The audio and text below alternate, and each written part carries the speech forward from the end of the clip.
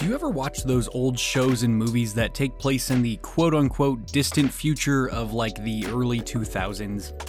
The retro futuristic vibe is a fascinating look at what people thought technology would look like in a few decades, and we've missed the mark a little bit.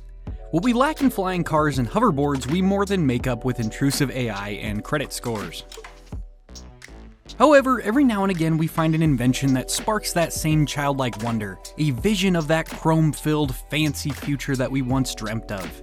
These inventions never fly very far, but they're a fascinating look nonetheless.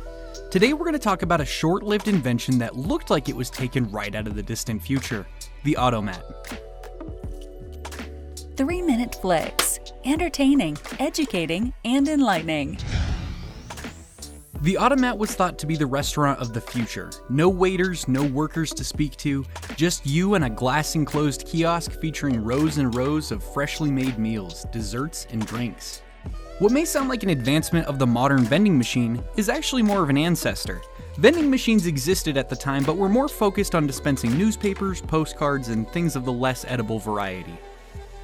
While the Automat carries the aura of a future-focused American vision, it actually didn't originate in the States at all. While it was remarkably popular in the US, with 40 restaurants in New York City alone and many more across the rest of the country, the Automat was actually born in 1895 in Berlin, Germany. Restaurants boasting the Automat design began slowly taking over Northern Europe, until eventually having the technology licensed out to the owners of the soon-to-be largest Automat franchise in the world, Horn and Hardart.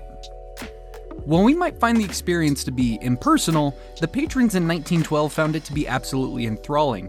Customers would line up in droves to deposit coins into the chrome-plated vending machines, dispensing plates of meat, potatoes, pies, and hundreds of other items.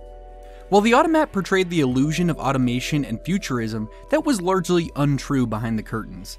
Horn and Hardart locations needed dozens of employees to be working rapidly behind the scenes to keep everything going smoothly. Cooking the food, refilling the machines, washing dishes, basically everything beyond the transaction itself was handled by real people on the other side. Automat restaurants are often considered to be the primary inspiration behind modern fast food chains, and what a fitting inspiration it is considering they would be the ones to kill the Automat. With inflation pushing prices higher and higher, Automat restaurants were paying their workers more and had their ingredient costs rising too. The massive menu options made it even harder to keep everything stocked in order to continue running.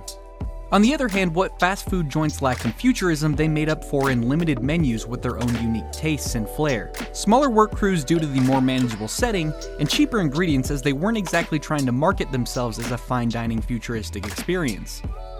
The last Horn and Hardart would finally go out of business in 1991, and the only place you can see what they looked like in person is inside the Smithsonian Institute, where a 35-foot long chunk of the original restaurant's automats remains. The rest of the chain's iconic machinery has likely been sent back to the future until its time comes again. 3-minute flicks. Don't forget to subscribe and hit the notification bell. We create new videos weekly.